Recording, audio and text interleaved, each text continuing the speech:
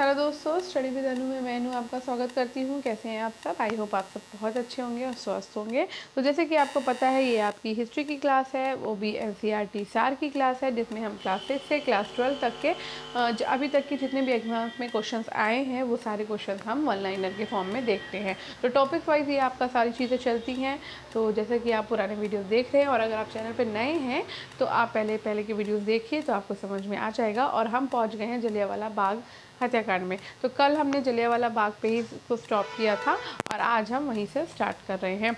तो अगर आप चैनल पर नए हैं तो चैनल को सब्सक्राइब कर लीजिए, बेल आइकन को प्रेस कर लीजिए। और इन सब चीज़ों की प्लेलिस्ट भी बनी हुई है। तो मैं आपको बता दूं कि पॉलिटिकल साइंस का भी मैं एनसीईआरटी सार कराती हूँ, उसकी प्लेलिस्ट भी बनी हुई है, आप डिस्क्रिप्शन बॉक्स में आपको मिल जाएगी।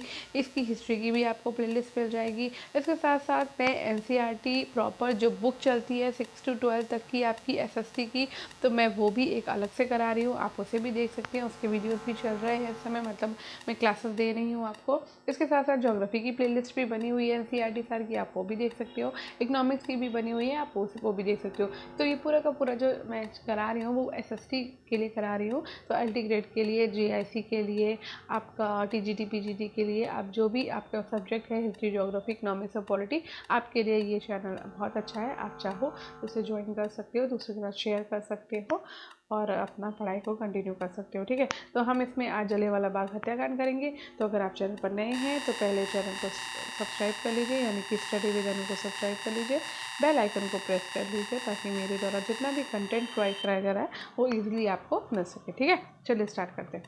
तो सबसे पहले हम करने वाले हैं जलियांवाला बाग हत्याकांड। अमृतसर में जलियांवाला बाग कुख्यात जनसंहार घटित हुआ था। और कब घटित हुआ? तो ये घटित हुआ था 13 अप्रैल 1919 को। ये डेट याद रखनी है। अमृतसर में जलियांवाला बाग में भारतीयों के नरसंहार में कई नए नेताओं में राष्ट्रवादी भावना का उदय किया। नरसंहार का आदेश दिया गया था जनरल डायर के द्वारा। रविन्द्रनाथ टैगोर ने अपनी नाइटहुड की उपाधि को विरोध में छोड़ा था जलियांवाला नरसंहार के। 1919 में गिरफ्तारी पर लोग जलियांवाला बाग में इकट्ठा हुए डॉक्टर सत्यपाल और सैफुद्दीन किचलू की गिरफ्तारी पर। ठीक है, जलियांवाला बाग हत्याकांड अमृतसर शहर में हुआ था। जलियांवाला बाग हत्याकांड के विरोध में गांधी जी ने कैसरे हिंद के सम्मान को लौटा दिया था। चेम्सफोर्ड ने 1919 में जलियांवाला बाग की घटना की जांच के लिए एक हंटर समिति का गठन किया था। जलियांवाला बाग हत्याकांड के लिए जिम्मेदार जनरल डायर की हत्या सरदार उधम सिंह ने की थी। जलियांवाला बाग नरसंहार चेम्सफोर्ड वायसराय के कार्यकाल के दौरान हुआ था। रॉलेट अधिनियम के विरोध का प्रत्यक्ष परिणाम है जलियांवाला बाग हत्याकांड। जलियांवाला बाग हत्याकांड में अहम भूमिका के कारण माइकल फ्रांसिस ओ डायर की हत्या की गई थी उधम सिंह के द्वारा।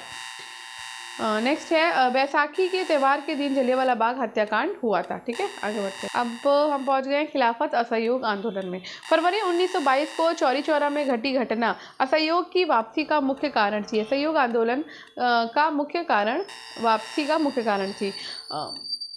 मोहम्मद अली और शौकत अली ने किया था खिलाफत आंदोलन। गांधी जी ने आशा व्यक्त की कि असहयोग को खिलाफत आंदोलन के साथ में जोड़कर भारत के दो मुख्य धार्मिक समुदाय हिंदू और मुस्लिम उपनिवेशी शासन को सामूहिक रूप से समाप्त कर सकते हैं। भारत में चेम्सफोर्ड के अंतर्गत खिलाफत आंदोलन का आरंभ हुआ था। असहयोग आंदोलन चौरी चौरा घटना के कारण क्या कर दिया गया था? बंद कर दिया गया था। असहयोग आंदोलन वापस ले लिया गया था फरवरी 1922 को। चौरी चौरा कांड के प्रत्यक्ष परिणाम के रूप में गांधी जी ने राष्ट्रीय स्तर पर असहयोग 1922 में आंदोलन को रोक दिया था। ऐतिहासिक स्थान चौरी चौरा कहाँ स्थित है? तो ये उत्तर प्रदेश राज्य में स्थित है। चौरी चौरा कांड कहाँ हुआ था? तो 1922 में हुआ था। असहयोग और खिलाफत आंदोलन शुरू किए गए थे 5 फरवरी 1920 में। कांग्रेस ने दिसंबर 1920 में अपने नागपुर में आयोजित हुए अधिवेशन के दौरान असहयोग आंदोलन को अंगीकृत किया था। असहयोग आंदोलन के दौरान चौरी चौरा की घटना उत्तर प्रदेश के गोरखपुर जिले में हुई थी। गांधी के नेतृत्व में असहयोग आंदोलन चलाया गया था 1920 से 1922 तक। अखिल भारतीय खिलाफत समिति में जुलाई 1921 में घोषणा करते हुए एक प्रस्ताव पारित किया कि किसी भी मुसलमान को ब्रिटिश भारतीय सेना में सेवा प्रदान नहीं करना चाहिए। असहयोग और खिलाफत आंदोलनों का परिणाम था मजदूर वर्ग कई छोटे बड़े शहरों में हड़ताल पर चला गया। खिलाफत आंदोलन की शुरुआत हुई थी तुर्की में। खिलाफत आंदोलन का नेतृत्व किया था शौकत अली और मोहम्मद अली ने। आगे बढ़ते हैं। भारत में खिलाफत आंदोलन के बारे में सही कथन है कि तुर्की के सुल्तान के समर्थन में एक आंदोलन था। असहयोग आंदोलन के बाद गांधी जी के मुकदमे की सुनवाई करने वाले न्यायाधीश का नाम था न्यायमूर्ति CN ब्रूमफील्ड। भारत में असहयोग आंदोलन शुरू हुआ था 1920 में। वो आंदोलन जो शांति की दृष्टि से नकारात्मक था किंतु प्रभाव की दृष्टि से पर्याप्त सकारात्मक था, वो है असहयोग आंदोलन। स्वतंत्रता संघर्ष के दौरान हुए असहयोग आंदोलन की परिकल्पना में शामिल नहीं था मशहूर हिंसा। खिलाफत दिवस मनाया गया था 17 अक्टूबर 1919 को। वो आंदोलन जिसमें हिंदू मुस्लिम एकता का वास्तविक स्वरूप प्रतिबिंबित हुआ वो था खिलाफत आंदोलन।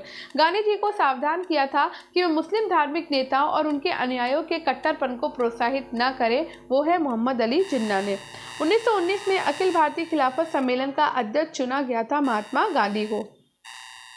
भारतीय नेता जिसने खिलाफत आंदोलन का समर्थन नहीं किया था तो वो थे मदन मोहन मालवीय। खिलाफत आंदोलन का परिणाम था हिंदू मुस्लिम मतभेदों में कमी आई। खिलाफत आंदोलन के दौरान हाजी कुल मुल्क की पदवी त्याग की थी हकीम अजमल खान ने। प्रारंभ में असहयोग नीति के पक्ष में नहीं थे, परंतु बाद में गांधी जी के पक्ष में हो गए थे। कौन? लाला लाजपत राय। एक वर्ष के अंतर्गत स्वराज की प्राप्ति लक्ष्य था असहयोग आंदोलन का। खिलाफत आंदोलन के साथ आरंभ किया गया था असहयोग आंदोलन को। एक वर्ष के भीतर स्वराज की प्राप्ति लक्ष्य था असहयोग आंदोलन का। 1920 के नागपुर के भारतीय राष्ट्रीय कांग्रेस के अधिवेशन में असहयोग के प्रस्ताव को प्रस्तावित किया था CR दास ने। असहयोग आंदोलन के दौरान विदेशी कपड़ों को जलाया जाना एक निष्ठुर बर्बादी बताया था रविन्द्रनाथ टैगोर ने। असहयोग आंदोलन को समर्थन दिया, परंतु इसके परिणाम नहीं देख सके बाल गंगाधर तिलक। चौरी चौरा की घटना के समय गांधी जी कहाँ थे? तो वो बारदौली में थे। गांधी जी के साथ वो मुसलमान जिसने बाल गंगाधर तिलक की अर्थी उठाई थी वो थे शौकत अली। असहयोग आंदोलन के दौरान अपनी वकालत छोड़ दी थी चित्तरंजन दास ने। दिल्ली में 24 फरवरी 1922 को आयोजित अखिल भारतीय कांग्रेस समिति की बैठक में असहयोग आंदोलन वापस लेने के लिए गांधी जी के विरुद्ध निंदा प्रस्ताव प्रस्तुत किया था डॉक्टर मुंजे ने। तार द्वारा महात्मा गांधी को चौरी चौरा की घटना की सूचना दी थी दशरथ प्रसाद द्विवेदी ने। गैर सहयोग आंदोलन के रचनात्मक कार्यों में से नहीं था विदेशी कपड़ों का बहिष्कार। आज़ादी हमारी पहुंच के अंतर्गत है, इसे कसकर पकड़ लेना, ये कथन है महात्मा गांधी का। आगे बढ़ते हैं। अब पहुंच गए हैं हम किसान आंदोलन और मजदूर आंदोलन में। 1918 में खेड़ा में आई बाढ़ के बाद अंग्रेजों के खिलाफ नो टैक्स कैंपेन का नेतृत्व किया था वल्लभ भाई पटेल ने। गांधी जी ने अहमदाबाद में सूती मिल श्रमिकों को साथ लेकर एक सत्याग्रह का आयोजन किया था 1918 में। अवध के कृषक आंदोलन का नेता था बाबा रामचंद्र। भूदान आंदोलन का प्रवर्तक माना जाता है विनोबा भावे को। 1917 में चंपारण सत्याग्रह प्रारंभ किया गया था बिहार में। 1928 में वल्लभ भाई पटेल ने भू राजस्व लगान वृद्धि के विरोध में गुजरात के तालुका में किसान आंदोलन का नेतृत्व किया था बारदौली। वल्लभ भाई पटेल को सरदार की उपाधि दी गई थी बारदौली सत्याग्रह में। बारदौली से संबंधित प्रख्यात व्यक्ति हैं सरदार वल्लभ भाई पटेल। 1928 में सरदार वल्लभ भाई पटेल ने ब्रिटिश सरकार के भू राजस्व बढ़ाने के निर्णय के विरुद्ध बारदौली में हुए किसान आंदोलन का नेतृत्व किया था। केरल में मोपला विद्रोह, मालाबार विद्रोह कब हुआ था? 1921 में। अखिल भारतीय किसान सभा के पहले अध्यक्ष थे स्वामी सहजानंद सरस्वती। नील आयोग का अध्यक्ष था WS सीटन। बंगाल में नील की खेती के कारण 1859 से 60 में विद्रोह शुरू हुआ। दीनबंधु मित्र के द्वारा लिखित नील दर्पण में अंग्रेजों के हाथों नील की खेती करने वाले किसानों की दशा और उनके शोषण की व्याख्या की गई है।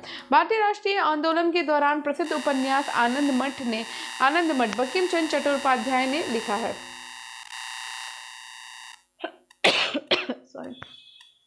1920 में अहमदाबाद टेक्सटाइल लेबर एसोसिएशन मजदूर महासंघ की स्थापना अनसुईया साराभाई ने की थी, जो कि भारत का सबसे पुराना कपड़ा श्रमिकों का संघ है। नील की जबरन खेती के विरोध में था चंपारण आंदोलन। वो आंदोलन जिसका नेतृत्व गांधी जी ने नहीं किया, तो बारदौली सत्याग्रह 1928 का नेतृत्व महात्मा गांधी ने नहीं किया था। खेड़ा जिले के किसानों की सहायता के लिए गांधी जी ने सत्याग्रह का आयोजन किया 1918 में। गांधी जी ने चंपारण नामक एक छोटे से गाँव में सत्याग्रह आंदोलन शुरू किया था। चंपारण वर्तमान में बिहार भारतीय राज्य में स्थित है। वो आंदोलन जिसमें गांधी जी ने पहली बार भूख हड़ताल को शस्त्र की तरह प्रयोग किया था वो था अहमदाबाद हड़ताल 1918। भारत में महात्मा गांधी का पहला सफल सत्याग्रह था चंपारण। आगे बढ़ते हैं। चंपारण सत्याग्रह संबंधित है नील की खेती से। बिहार का चंपारण महात्मा गांधी के द्वारा वर्ष 1917 में किए गए सत्याग्रह का साक्षी था। लखनऊ शहर में गांधी जी की चंपारण की समस्याओं के बारे में सूचित किया गया था और वहां आने के लिए आमंत्रित किया गया था। वो व्यक्ति जिसने 1917 में गांधी जी को चंपारण लाने में अहम भूमिका निभाई थी वो थे राजकुमार शुक्ल। अवध में हुए एका आंदोलन का मुख्य उद्देश्य था लगान का नगद में परिवर्तन करना। 1918 के संयुक्त प्रांत किसान सभा का गठन किया गया था इंद्र नारायण द्विवेदी के द्वारा। वो क्षेत्र जहाँ बाबा रामचंद्र ने किसानों को संगठित किया था वो था अवध। देभागा आंदोलन 1946 का संबंध था किसानों से। अब ट्रेड यूनियन और दलित संबद्धता देख लेते हैं। तो भारतीय मजदूर संघ 1955 भारतीय जनता पार्टी से संबद्ध है।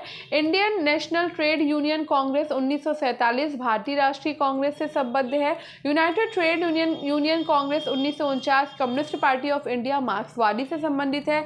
All India trade union Congress 1920 communist party of India से संबंधित है। भारत के बाहर क्रांतिकारी गतिविधियां, तो भारतीय राष्ट्रीय ध्वज तिरंगा भीकाजी कामा के द्वारा फहराया गया था जर्मनी में और कब 1907 में। वो देश जिसने 1914 में जापानी स्टीमर कामागाटा मारू के प्रवेश के लिए मना कर दिया था वो था कनाडा। भारतीय स्वतंत्रता के लिए बर्लिन समिति योजना के तहत स्थापित की गई थी जिम्मरमैन योजना। 1913 में भारतीयों ने गदर पार्टी की स्थापना करी और इसका मुख्यालय सैन फ्रांसिस्को में था। वो भारतीय स्वतंत्रता सेनानी जिसने 1907 में जर्मनी के स्टुटगार्ट में सप्तऋषि नामक झंडा लहराया था वो थे मैडम कामा। सोहन सिंह भागना 1913 में संयुक्त राज्य अमेरिका में भारतीयों के द्वारा स्थापित गदर पार्टी के पहले अध्यक्ष थे। कामागाटा मारू की घटना भारतीय स्वतंत्रता संग्राम से संबंधित थी। जो तिरंगा झंडा स्टुटगार्ट मैडम कामा ने फहराया था उसे चोरी छिपे ब्रिटिश भारत में लाया था इंदुलाल याग्निक ने। प्रथम महायुद्ध के दौरान कहां पर भारत की एक अंतिम सरकार बनी जिसके प्रेसिडेंट राजा महेंद्र प्रताप थे, तो वो बनी थी अफगानिस्तान में। कामागाटा मारू था कनाडा की यात्रा पर निकला एक जलपोत।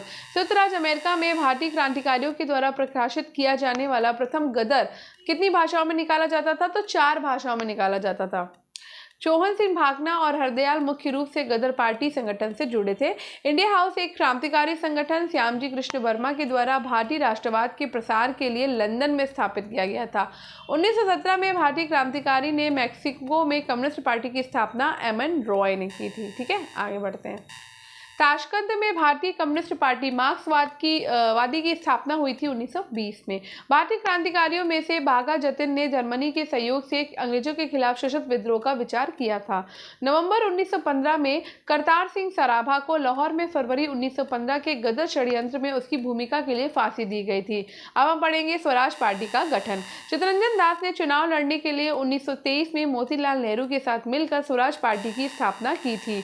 1923 में गठित स्वराज पार्टी के संस्थापक सदस्यों में से एक थे सीआर दास। स्वराज पार्टी की स्थापना की गई थी 1923 में। भारतीय लोगों के लिए अपेक्षाकृत अधिक स्वतंत्रता की मांग करते हेतु स्वराज पार्टी की स्थापना की गई थी गया में। स्वराज पार्टी के गठन से संबंधित थे सीआर दास और मोतीलाल नेहरू। महात्मा गांधी के साथ चंपारण सत्याग्रह में भाग लेने वालों में सम्मिलित थे राजेंद्र प्रसाद और अनुग्रह नारायण सिन्हा। देशबंधु के नाम से प्रसिद्ध है चित्तरंजन दास। वर्ष 1929 में जारी किए गए दीपावली घोषणा पत्र का संबंध था डोमिनियन स्टेट। स्वराज पार्टी के निर्माण के लिए कांग्रेस के अध्यक्ष पद से त्यागपत्र दिया था सीआर दास ने। स्वतंत्रता पूर्व भारत में किसने केंद्रीय विधानसभा से स्वराज दल का समर्थन किया था, तो वो थे एमए जिन्ना। स्वराज पार्टी से संबंधित थे एमआर जयकर। अब पढ़ेंगे साइमन कमीशन और नेहरू रिपोर्ट। 1928 में साइमन कमीशन विरोधी आंदोलन में जख्मी होने के कारण लाला लाजपत राय महान नेता की मृत्यु हुई थी। नेहरू रिपोर्ट 1928 संबंधित थी संवैधानिक ढांचे से। यूनाइटेड किंगडम से संसद के 7 सदस्यों का एक समूह था साइमन आयोग, जिसे ब्रिटिश भारत के लिए संवैधानिक सुधारों का सुझाव देने के लिए गठित किया गया था। ब्रिटिश सरकार के द्वारा भेजे गए साइमन कमीशन का बहिष्कार किया गया क्योंकि कमीशन में कोई भी भारतीय सदस्य नहीं था। भारतीय सांविधिक आयोग 1928 की अध्यक्षता की थी जॉन साइमन ने। साइमन कमीशन भारत आया था 1928 में। साइमन कमीशन का सदस्य नहीं था जेम्स ए स्कॉट। साइमन आयोग का 1927 में बहिष्कार किया गया क्योंकि आयोग में कोई भारतीय मूल का सदस्य नहीं था। आगे बढ़ते हैं। उत्तर प्रदेश में कुछ जिलों को अलग करके उत्तराखंड का गठन किया गया था 9 नवंबर 2000 को। साइमन कमीशन ने यात्रा नहीं की गई थी ग्वालियर में। इसके सुझावों पर भारतीयों के साइमन कमीशन से बाहर रखा गया था, तो इरविन के सुझावों पर भारतीयों को साइमन कमीशन से बाहर रखा गया। सर्वप्रथम भारत के लिए औपनिवेशिक स्वराज की मांग की थी सर तेज बहादुर स्प्रू और जयकर ने।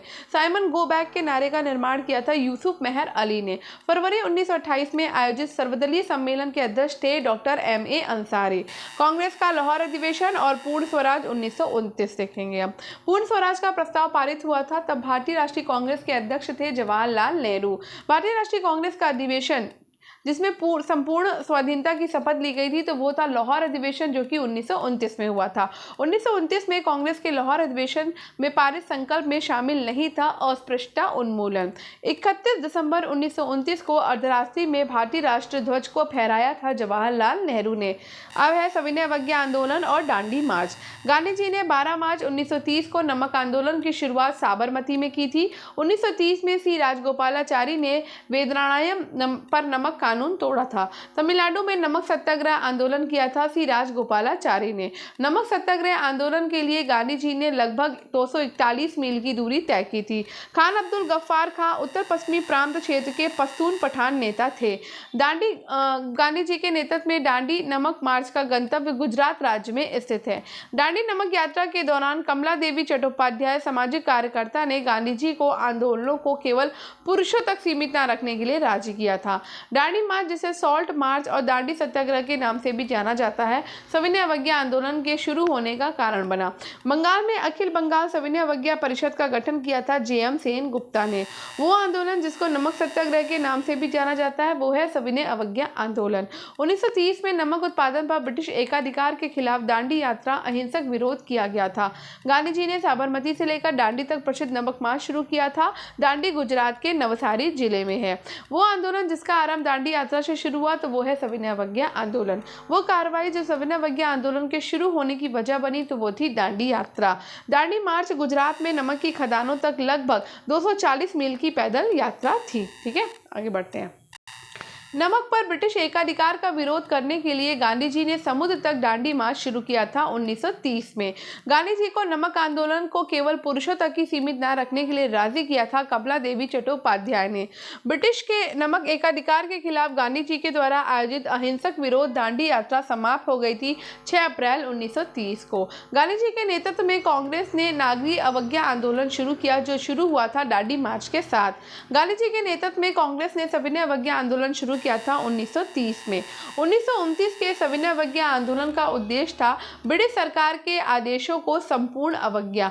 1930 में महात्मा गांधी ने नमक पर कर लगाए जाने के विरुद्ध दांडी यात्रा का आयोजन किया था। तमिलनाडु में हुए नमक सत्याग्रह का नेतृत्व किया था सी राजगोपालाचारी ने। गांधी जी के गिरफ्तार होने के बाद दरसाना सॉल्ट वर्कर्स पर हमला करने हेतु की गई यात्रा का नेतृत्व किया था अब्बास तैयब जी ने। वो विदेशी पत्रकार जिसने दरसाना सॉल्ट वर्क्स पर सत्याग्रह के बारे में समाचार दिए वेब मिलर ने। महात्मा गांधी दरसाना नामक गोदाम पर कांग्रेस कार्यकर्ताओं के धावे के समय कहाँ थे? यरवदा जेल में। वो आंदोलन जिसमें भाग लेने के लिए आचार्य विनोबा भावे प्रथम बार गिरफ्तार हुए वो है सविनय अवज्ञा आंदोलन। शक्ति के विरुद्ध अधिकार की इस लड़ाई में मैं विश्व की सहानुभूति चाहता हूँ, ये कथन है गांधी की दांडी यात्रा का। वो प्रांत जिसके सत्याग्रहियों की संख्या महात्मा गांधी के दांडी कूच में सर्वाधिक थी तो वो था गुजरात। गांधी ने दांडी यात्रा किस आदर्श वाक्य के साथ शुरू की थी? अंत तक लड़ो। भारतीय इतिहास में तिथि 6 अप्रैल 1930 जानी जाती है गांधी जी के द्वारा दांडी मार्च के लिए। गांधी जी ने दांडी मार्च शुरू किया था नमक कानून तोड़ने के लिए। वानर सेना और मंजरी सेना संबद्ध है सविनय अवज्ञा आंदोलन से। गांधी की यात्रा से संबंधित दांडी स्थित है नवसारी जिले में।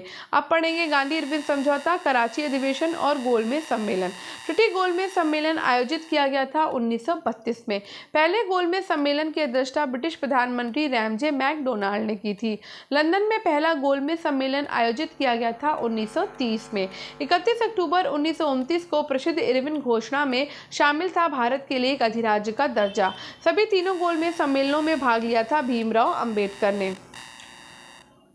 वह बात जो मार्च 1931 में हस्ताक्षरित गांधी इरविन समझौते में लिखित थी वो थी सविनय अवज्ञा आंदोलन वापस लिया जाएगा। गांधी इरविन समझौते पर हस्ताक्षर किए गए थे 1931 में। वो भारतीय महिला जिसने गांधी जी के साथ द्वितीय गोलमेज सम्मेलन में भाग लिया वो थी सरोजनी नायडू। दूसरा भारतीय गोलमेज सम्मेलन शुरू हुआ था सितंबर 1931 में। लंदन में संपन्न हुए दूसरे गोलमेज सम्मेलन में कांग्रेस का प्रतिनिधित्व किसने किया था? महात्मा गांधी ने किया था।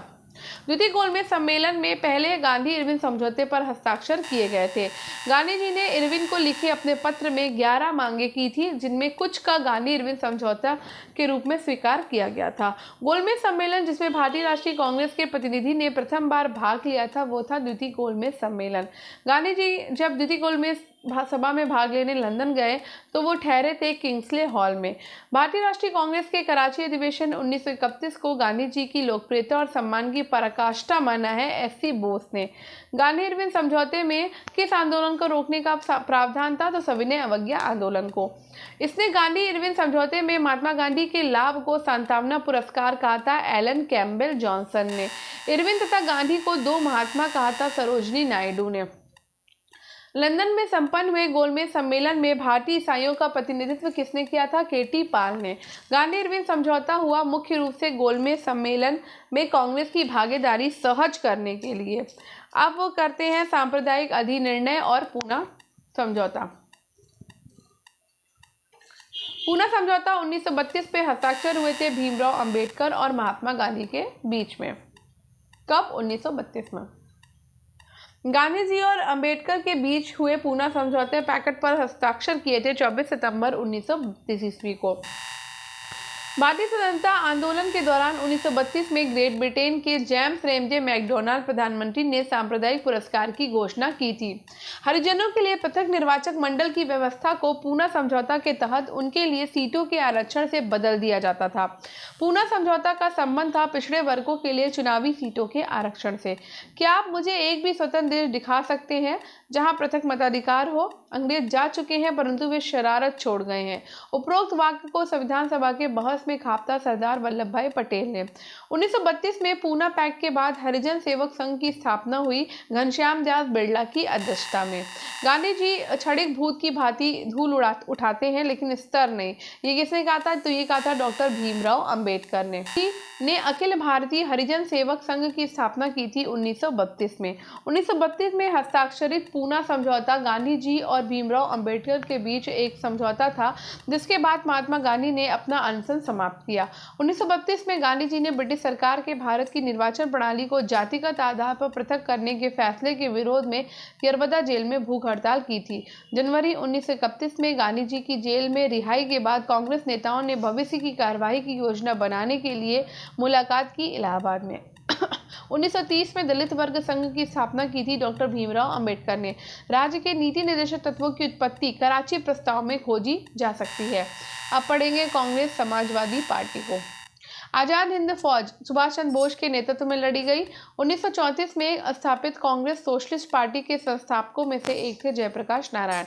वो भारतीय राष्ट्रीय कांग्रेस का अधिवेशन जिसमें जवाहरलाल नेहरू ने समाजवाद को भारत की समस्याओं को हल करने की कुंजी बताया, वो है लखनऊ। मैं एक समाजवादी और गणतंत्रवादी हूँ और मुझे राजाओं और राजकुमारों में विश्वास नहीं। ये व्यक्तित्व संबंधित है जवाहरलाल नेहरू से।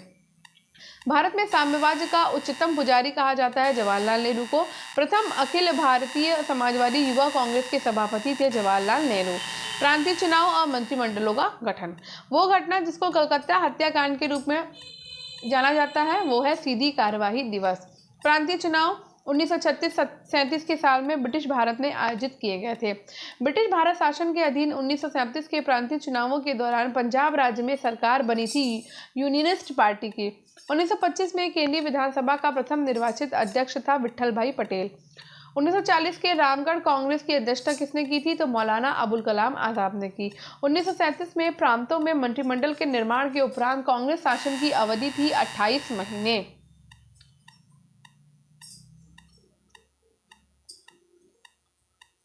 प्रांत जहां 1937 के आम चुनाव के बाद भारतीय राष्ट्रीय कांग्रेस ने अपनी सरकार नहीं बनाई थी वो था बंगाल। 1937 के चुनाव के पश्चात यूपी में गठित मंत्रिमंडल में वित्त विभाग सौंपा गया था रफी अहमद किदवई के द्वारा। अब है कांग्रेस का त्रिपुरी अधिवेशन एवं फॉरवर्ड ब्लॉक का गठन। तो एक क्वेश्चन है इसका, कांग्रेस पार्टी छोड़ने के बाद सुभाष चंद्र बोस के द्वारा गठित राजनीतिक दल का नाम था ऑल इंडिया फॉरवर्ड ब्लॉक। देशी रियासतों का संघर्ष। तो भारत की स्वतंत्रता के समय 5 रियासतें आधिकारिक तौर पर मान्यता प्राप्त मौजूद थी। देशी रियासतों में से यथावत समझौते का पक्षधर था हैदराबाद। भारत के देशी राज्यों के संबंध में हस्तक्षेप नीति के लिए रेखांकित किया जाता है सर जॉन शोर को। देश में 562 रियासतों को एकीकृत करके भारत के राजनीतिक एकीकरण का श्रेय दिया जाता है वल्लभ भाई जावेर भाई पटेल को। आगे बढ़ते हैं। द्वितीय विश्व युद्ध और राष्ट्रीय आंदोलन, अगस्त प्रस्ताव, पाकिस्तान की मांग एवं व्यक्तिगत सत्याग्रह, इसमें सारी चीजें देखेंगे। पाकिस्तान नाम सबसे पहले गढ़ा गया था चौधरी रहमत अली के द्वारा।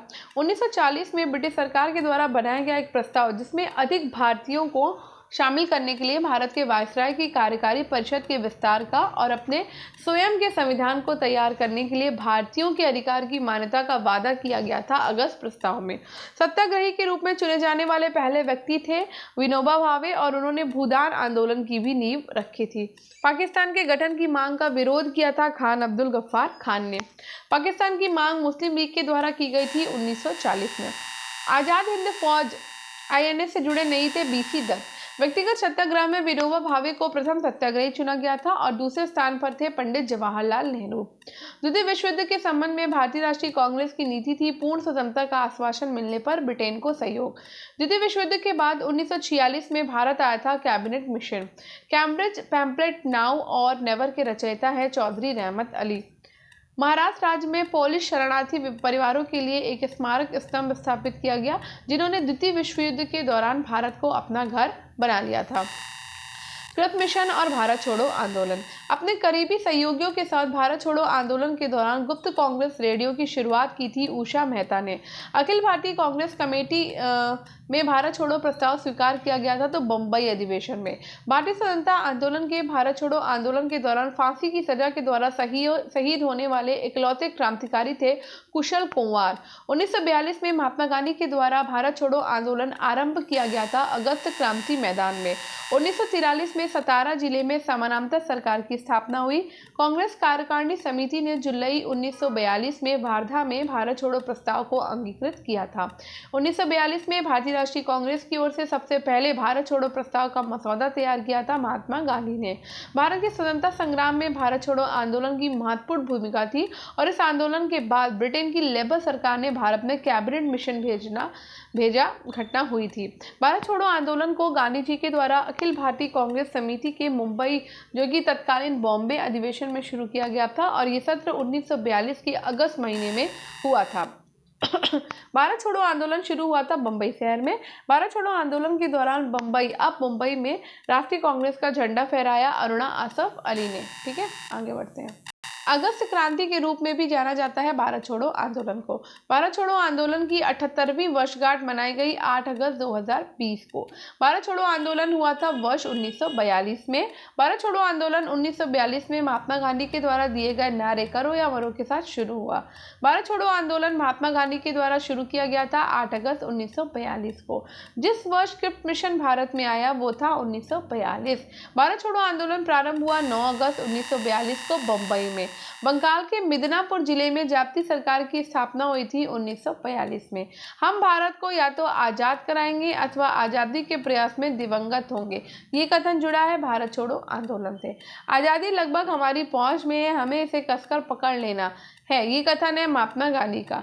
जब भारतीय राष्ट्रीय कांग्रेस ने भारत छोड़ो प्रस्ताव पारित किया उस समय कांग्रेस अध्यक्ष थे मौलाना अबुल कलाम आजाद। भारत छोड़ो आंदोलन के संदर्भ में महात्मा गांधी को बंदी बनाया गया बंबई में। उत्तर प्रदेश का वो जनपद जिसमें भारत छोड़ो आंदोलन के दौरान समानांतर सरकार की स्थापना की गई थी वो है बलिया। भारत छोड़ो आंदोलन के दौरान जेल से फरार होकर भूमिगत गतिविधियों को संगठित किया था जयप्रकाश नारायण ने। ये भारत में एक क्रांति होने जा रही है और हमें जल्दी से चले जाना चाहिए, ये कहा था सर स्टैफोर्ड क्रिप्स ने। अमेरिकी पत्रकार जो गांधी के भारत छोड़ो आंदोलन के दौरान उनके साथ था वो थे लुईस फिशर। वो आंदोलन जिसमें महिलाओं की भागीदारी सर्वाधिक मानी जाती है वो है भारत छोड़ो आंदोलन। भारत छोड़ो आंदोलन के समय भारत का प्रधान सेनापति था वेवेल। कांग्रेस रेडियो पर भारत छोड़ो आंदोलन की अवधि में नियमित रूप से कार्यक्रम प्रसारित करते थे राम मनोहर लोहिया।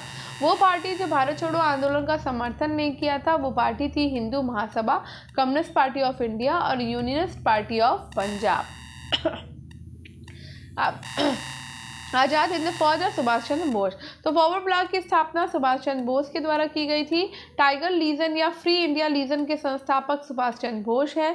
सुभाष चंद्र बोस के द्वारा आज़ाद हिंद सरकार की स्थापना 21 अक्टूबर 1943 को की गई। सुभाष चंद्र बोस ब्रिटिश सरकार की नजरबंदी से भाग निकले थे वर्ष 1941 में। सुभाष चंद्र बोस का जन्म स्थान था कटक। स्वतंत्रता आंदोलन के दौरान सुभाष चंद्र बोस ने भारतीय राष्ट्रीय थल सेना का पुनरुत्थान किया था। जर्मन की रेडियो सेवा के भाग के रूप में आज़ाद हिंद रेडियो सेवा शुरू हुई थी 1942 में। सुभाष चंद्र बोस को पहली बार भारतीय राष्ट्रीय कांग्रेस का अध्यक्ष चुना गया था 1938 में, और ये आपका हरिपुरा अधिवेशन था। ठीक है, 21 अक्टूबर 1943 को आज़ाद हिंद की अस्थायी सरकार के गठन की घोषणा की थी सुभाष चंद्र बोस ने। प्रसिद्ध सहगल ढिल्लो शाह नवाज मुकदमों के बचाव पक्ष में वकीलों में से एक थे जवाहरलाल नेहरू। 3 INA जवानों की प्रसिद्ध सुनवाई के समय वकील था भूलाभाई देसाई। सुभाष चंद्र बोस ने आज़ाद हिंद फौज की स्थापना 1943 में की। इंडियन नेशनल आर्मी का गठन किया था मोहन सिंह के द्वारा। इंडियन नेशनल आर्मी ने ब्रिटिश शासन में अंडमान निकोबार द्वीप वापस लिया और उन्हें नाम दिया शहीद और स्वराज द्वीप। देशबंधु नवयुवक संघ का गठन किया था तिरुपुरु कुमारुन ने। सुभाष चंद्र बोस के पिता थे जानकीनाथ बोस। 1928 में गठित इंडिपेंडेंस फॉर इंडिया लीग के अध्यक्ष थे श्रीनिवास अयंगर। सुभाष चंद्र बोस के राजनीतिक गुरु थे CR दास। नेताजी सुभाष चंद्र बोस के द्वारा आज़ाद हिंद फौज के हिस्से के रूप में गठित महिला रेजिमेंट रानी झांसी रेजिमेंट थी। गांधी जी को सर्वप्रथम राष्ट्रपिता कहकर संबोधित किया था सुभाष चंद्र बोस ने। आज़ाद हिंद फौज के अधिकारियों के लाल किले में चल रहे मुकदमे में उनके पक्ष में वकालत की थी सर TB स्प्रू ने। आज़ाद हिंद फौज दिवस मनाया गया था 12 नवंबर 1945 को। सुभाष चंद्र बोस ने सिंगापुर में स्वाधीन भारत की सरकार गठित की 21 अक्टूबर 1943 को। सुभाष चंद्र बोस को देश नायक कहा था रविंद्रनाथ टैगोर ने। आज़ाद हिंद फौज का सैनिक जिसको 7 वर्ष के कारावास का दंड दिया था वो है राशिद अली। वो भारतीय क्रांतिकारी जिसमें सुभाष चंद्र बोस को इंडियन नेशनल आर्मी के गठन में सक्रिय सहयोग दिया था रासबिहारी बोस। भारत की मुक्ति महात्मा गांधी के नेतृत्व में नहीं होगी, ये लिखा है सुभाष चंद्र बोस ने। तुम मुझे खून दो मैं तुम्हें आज़ादी दूंगा, ये खत है सुभाष चंद्र बोस का। दिल्ली चलो नारा किसने दिया, तो ये दिया है सुभाष चंद्र बोस ने। अब कैबिनेट मिशन योजना, संविधान सभा और अंतरिम सरकार का गठन हम करेंगे कल। तो आज के लिए इतना ही, ठीक है, ये हम कल करेंगे। तो आई होप आपको आज का वीडियो पसंद आया होगा। पसंद आया हो तो स्टडी विद अनु को सब्सक्राइब कर लीजिए, बेल आइकन को प्रेस कर लीजिए और दूसरों के साथ शेयर कर लीजिए। धन्यवाद। मिलते हैं कल कैबिनेट मिशन योजना के साथ, संविधान सभा के साथ और अंतरिम सरकार के साथ। ठीक है, बाय।